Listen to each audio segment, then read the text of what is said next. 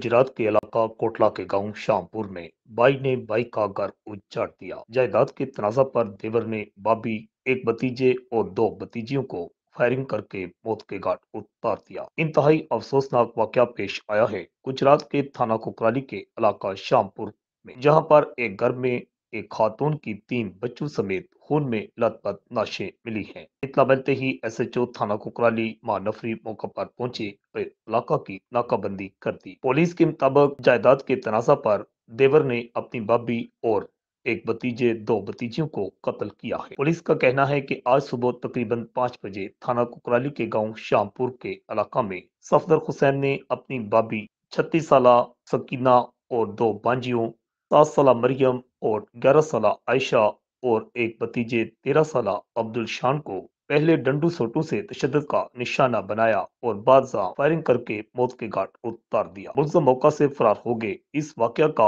IG Punjab ने सख्त notice लिया और आरपीओ गुजरांवाला से रिपोर्ट तलब कर ली। डीपीओ गुजरात उमर सलामत ने भी फौरी तौर पर छापामार टीमें तश्कील दी और थाना कुकराली पुलिस ने वकुआ के फौरी बाद मुल्ज़म सफदर हुसैन को छापा मारकर गिरफ्तार कर लिया है। बताया गया है कि सफदर हुसैन का अपने बैरून मुल्क भाई मुनव्वर हुसैन के साथ जायदाद का तनाजा था। मुनव्वर हुसैन बैरून मुल्क मुकीम है। उसके बीवी बच्चे गांव शामपुर में ही रह रहे थे। इस सिलसिले में पुलिस ने मजीद तहकीकात का दायरा वसी कर दिया है। मकतूलैन की लाशें पोस्टमार्टम के लिए अस्पताल पहुंचा दी गई हैं। पूरा इलाका इस अंदोखनाक वाकया के बाद गम में डूबा हुआ है। रिपोर्ट आकाश नियाजी, अल हिजाज न्यूज, गुजरात।